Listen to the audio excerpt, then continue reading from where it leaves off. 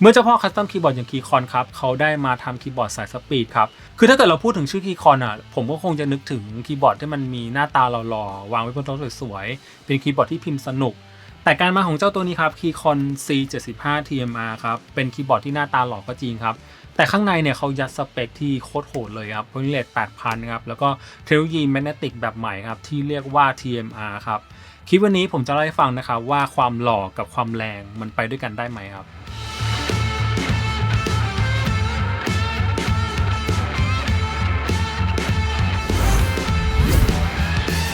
ผมขอเล่างี้ก่อนนะครับถ้าเกิดเราย้อนกลับไปหลาย10 ปีที่แล้วนะครับหลายๆคนคงเคยใช้คีย์บอร์ดปุ่มยางกันนะครับพอยุคต่อมาครับเป็นยุคของคีย์บอร์ดแมคานิคอลนะครับไอ้พวกบูสวิตช์เรสวิตช์อย่างที่เราเคยใช้กันพอยุคต่อมาครับก็จะเป็นยุคของคีย์บอร์ดแมกเนติกนะครับซึ่งเขาจะมีเทคโนโลยีที่ชื่อว่า Hall Effect นะครับอย่างที่เราเคยได้ยินกันนะครับเป็นสวิตช์แม่เหล็กนะครับที่สามารถปรับการตั้งค่าได้พอถึงยุคปัจจุบันครับมีอีกหนึ่งเทคโนโลยีครับเป็นเทคโนโลยีแม่เหล็กเหมือนกันนะครับเพียงแต่ว่าเขาจะให้ชื่อว่า TMR นะครับซึ่งจริงๆแล้ว HE กับ TMR เนี่ยมันทำงานคล้ายกันคือเขาใช้แม่เหล็กในการทำงานนะครับสวิตช์จะเป็นสวิตช์แม่เหล็กนะครับเพียงแต่ว่า HE เนี่ยมันจะมีเรื่องของความเข้มข้นของสนามแม่เหล็กนะครับในการส่งข้อมูลนะครับแต่ TMR เนี่ยเขาจะทำงานอีกรูปแบบนึงนะครับผมขออธิบายง่ายๆแล้วกันให้สมมุติว่ามันเป็นท่อน้ำนะครับแล้ววาล์วมันจะมีวาล์ว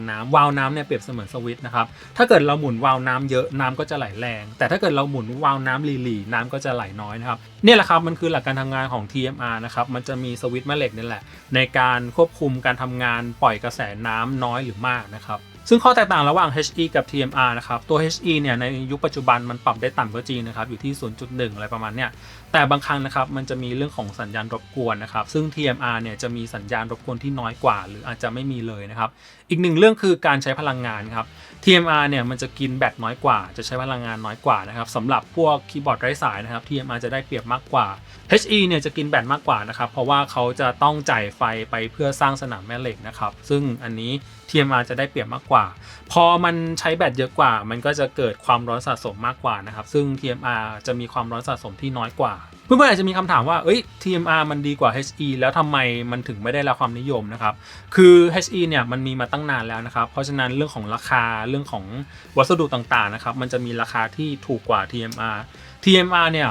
ที่มันไม่ได้รับความนิยมเพราะว่าช่วงก่อนนะครับมันจะมีราคาแพงมันเป็นเทคโนโลยีที่มีราคาแพงซึ่งในตอนนี้ครับปี 2026 เทคโนโลยี TMR เริ่มมีราคาที่เอื้อมถึงได้ง่ายมากขึ้นนะครับเราก็อาจจะได้ยินคำว่า TMR มากขึ้นในปีนี้นะครับแล้วก็จริงๆแล้ว TMR ไม่ใช่เทคโนโลยีอะไรใหม่มากนะครับแต่ในยุคก่อนนะครับเขาจะอยู่ในพวกจอยสติ๊กเล่นเกมนะครับเพราะว่าจอยสติ๊กเนี่ยมันใช้เซนเซอร์แค่ไม่กี่ตัวใช่ไหมครับใ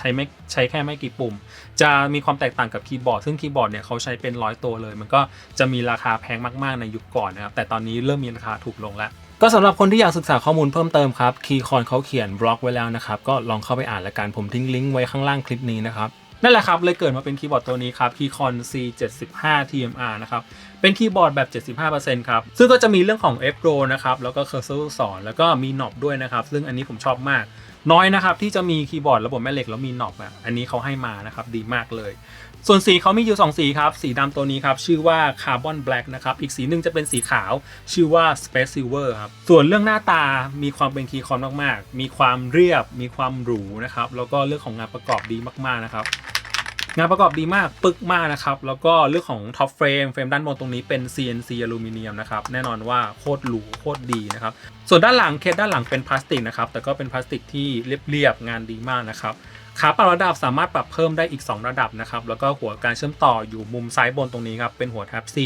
แล้วก็ค่าสแกนเรทของทุกปุ่มเนี่ยอยู่ที่ 32,000 นะครับซึ่งก็ถือว่าเป็นมาตรฐานของคีย์บอร์ดในยุคนี้แล้วกันจุดเด่นคีย์บอร์ดของคีย์คอนครับคือเรื่องของคีย์แคปครับซึ่งเขาจะใช้เป็น OSA Profile นะครับมันจะเป็นคีย์แคปที่มีความมนๆหน่อยนะครับแล้วก็มีความสูงมีความมนๆตัวคีย์แคปเนี่ยมันจะมีความเว้าสอดรับกับนิ้วเราเหมือนกันนะครับเวลาเราเอานิ้วทาบไปมันจะลงล็อกพอดีเลยแล้วก็วัสดุตัวนี้ครับเป็น PBT Double Shot นะครับงานดีมากแล้วก็สังเกตนะครับมีสกรีนภาษาไทยด้วยนะครับซึ่งเป็นฟอนต์ไทยโมเดิร์นแล้วก็ไฮไลท์เลยครับก็คือเรื่องของสวิตช์ครับนี่เป็นหน้าตาสวิตช์นะครับ ซึ่งสวิตช์ตัวนี้ครับสังเกตดีๆจะมีเขียนคำว่า Keycon เลยนะครับแล้วก็สวิตช์ตัวนี้ Keycon ให้ชื่อว่า Ultra Fast Lam Magnetic Switch นะครับเป็นสวิตช์ลีเนียร์นะครับแล้วก็ใช้แรงกดประมาณ48 กรัมนะครับซึ่งถือว่าใช้แรงไม่เยอะนะครับแล้วก็พรีลูปบางๆมาจากโรงงานแล้วนะครับอายุการใช้งานประมาณ100 ล้านครั้งครับแล้วก็ตรงก้านสเต็มเป็นบ็อกสเต็มครับแน่นอนว่ามีความนิ่งสูงมากนะครับเวลาเอานิ้วไปโยกๆตรงสวิตช์เนี่ยรู้สึกว่าไม่ได้โยกมากนะครับความวอบเวิลความโยก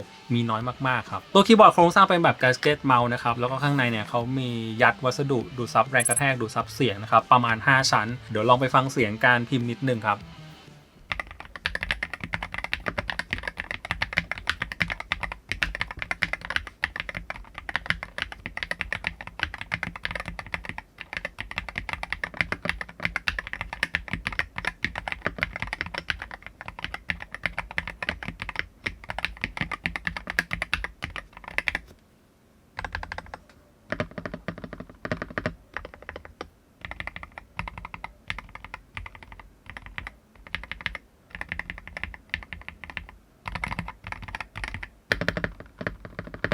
แน่นอนครับคีย์บอร์ดตัวนี้รองรับการตั้งค่าผ่านเว็บของ Pcon นะครับกดเข้ามาครับเราจะเจอกับหน้าตาภาษาไทยนะครับโหมด HE ตรงนี้ครับก็เป็นเรื่องของการเซตค่า Illusion Point นะครับ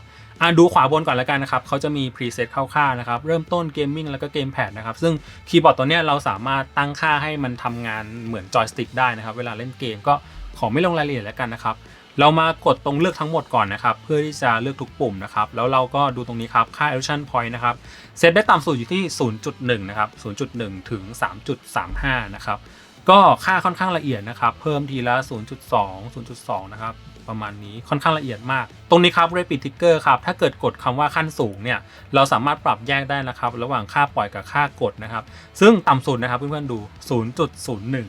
โคตรละเอียดเลยนะครับ 0.01 ก็ยกเป็นหยุดแน่นอนนะครับตรงนี้ครับการทดลองประมวลผลเป็นการเทสสวิตช์นะครับซึ่งผมลองเทสดูค่อนข้างละเอียดมากๆนะครับเอานิ้วแตะเบาๆตัวคีย์บอร์ดยังสัมผัสได้ว่าเรากดลงไปที่แรงกดเท่าไหร่นะครับมีการอ่านค่าที่ค่อนข้างแม่นยำแล้วก็ละเอียดมากส่วนแถบตรงนี้ครับก็เป็นพวกฟังก์ชันล้ำๆต่างๆนะครับอย่างเนี้ยปุ่มเดียวหลายคำสั่งก็คือพวก DKS นะครับปุ่มเดียวทำงาน4คำสั่ง4ฟังก์ชันอะไรประมาณนี้ครับการกดสวิตช์ค้างก็ส่งคำสั่งรัวๆนะครับแล้วก็ตรงนี้คือ SOCD นะครับถ้าเกิดใครจะใช้ SOCD ให้มาเลือกตรงนี้ครับ last key priority นะครับซึ่งผมก็เซตไว้ที่ปุ่ม A กับปุ่ม D นะครับก็ตามนี้เลยใช้งานได้โอเคมากๆนะครับไม่ได้เจอปัญหาในการใช้งานอะไรนะครับมันก็คือฟังก์ชันที่เราเจอในคีย์บอร์ด Hall Effect รุ่นอื่นๆนั่นแหละนะครับอันนี้สามารถปรับได้เหมือนกันนะครับตรงนี้ครับเรื่องของ Key Map นะครับแล้วก็เรื่องของไฟ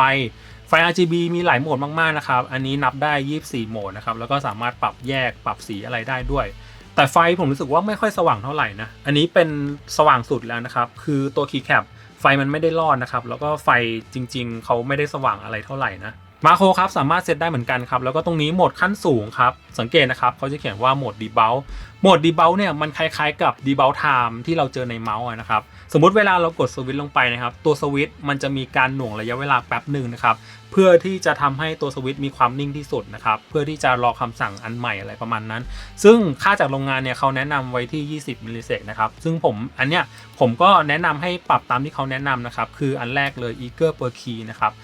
ใช้ประมาณนี้จะมีความนิ่งจะมีความเสถียรมากที่สุดนะครับเอาจริงๆนะครับเราสามารถปรับต่ำได้เราสามารถปรับที่0หรือ1หรือ2หรือ3ได้นะครับเพียงแต่ว่ามันอาจจะเกิดอาการเบิ้ลเช่นกดครั้งหนึ่งแล้วมันทำงาน2ครั้งอาจจะเกิดขึ้นได้นะครับเพราะว่ามันจะมีการส่งสัญญาณที่เร็วมากมันไม่ต้องหน่วงค่าอะไรเลยนะครับซึ่งผมก็ไม่แนะนำให้ปรับแบบนั้นครับแนะนำให้ที่20ดีแล้วก็พลเรือนครับสูงสุดที่ 8,000 ครับสามารถใช้ได้ที่ 8,000 ได้เลยสิ่งที่ผมอยากเล่าครับน่าจะเป็นความรู้สึกในการใช้งานจริงนะครับคือเรารู้สเปคไปสำหรับผมนะรู้ไปก็เท่านั้นแหละรู้แค่ว่ามันเร็วรู้แค่ว่ามันมีความเสถียรกว่า HE คือ TMR เนี่ยมันเป็นเทคโนโลยีใหม่นะครับแล้วก็ผมคิดว่าปีนี้หรือปีต่อๆไปคำว่า TMR น่าจะมาอยู่ในชีวิตเรามากขึ้นเผลอๆนะครับเดานะอาจจะมาแทน HE ก็ได้รอดูแล้วกันในอนาคตนะครับความรู้สึกในการใช้งานจริงผมใช้งานแบบดุมากนะครับคือผมตัดคำว่า Keycon ออกไปเลยนะครับผมใช้แบบเหมือนเป็นคีย์บอร์ดเกมมิ่งโหดๆตัวหนึ่งเลยเรื่องของค่าต่างๆนะครับปรับต่ำไม่ได้เกิดปัญหาอะไรนะครับไม่เจออาการหลอนอะไรทั้งสิ้นนะครับ Illusion Point ผมเซตที่ 0.1 แล้วก็ Rapid Trigger ที่ 0.01 นะครับไม่เจออาการหลอนอะไรทั้งสิ้นนะครับซึ่งผมก็ถามตัวเองนะครับว่า TMR เนี่ยมันฟีลลิ่งความรู้สึกในการเล่นมันต่างกับ Hall Effect ตรงไหนผมสรุปแล้วมันเหมือนกันฟีลลิ่งในการกดเหมือนกันตัวสวิตช์มีการเด้งคืนตัวที่ดีเหมือนกันผมไม่ได้รู้สึกว่า TMR มันแตกต่างกับ HE อย่างเห็นได้ชัดไม่รู้สึกแบบนั้นนะครับเพียงแต่ว่าข้างในเนี่ยเรื่องของการทำงานข้างในเนี่ยมันทำงานต่างกันแล้วก็อย่างที่เล่าไป TMR มันมีความเสถียรมากกว่ามีความนิ่งมากกว่าอุณหภูมิสะสมน้อยกว่ากินแบตน้อยกว่าซึ่งผมคิดว่าสิ่งนี้มันน่าจะเป็นเกี่ยวกับข้างในตัวคีย์บอร์ดตัวนี้แหละเพียงแต่ว่าเราไม่สามารถรับรู้ได้ว่าเฮ้ย TMR มันดีแบบเห็นได้ชัดเลยอันนี้ผมตอบไม่ได้ผมตอบได้แค่ว่าใครที่เหมาะกับคีย์บอร์ดตัวนี้อย่างแรกเลยคือต้องเป็นคนที่ชอบคีย์บอร์ดหล่อๆชอบความเป็นคีย์คอนคือความเป็นคีย์คอนอ่ะเขาจะเป็นคีย์บอร์ดที่หล่อมากเท่มากวางไว้เฉยๆก็ดูดีแล้วนะครับเพราะฉะนั้นมันจะเป็นคีย์บอร์ดที่หน้าตาธรรมดามันจะไม่ได้มีลูกเล่นเหมือนคีย์บอร์ดเกมมิ่งในยุคใหม่ๆนะครับอันนี้มันดูหรูดูแพงมากเลยนะครับแล้วก็เสียงการพิมพ์ให้ความนุ่มนวลให้ความเพราะมากๆผมก็อธิบายไม่ถูกนะแต่คิดว่าเพื่อนๆฟังเสียงก็คงจะรู้ว่ามันหล่อว่ามันเพราะแค่ไหนคือมันเป็นคีย์บอร์ดที่ดูหน้าตาธรรมดามากนะครับแต่ข้างในเขายัดพวกนี้เรียก 8,000 ยัดเทคโนโลยี TMR นะครับสวิตช์ที่ดีมากๆนะครับ Eruption Point 0.1 Rapid Trigger 0.01 ซึ่งคิดว่า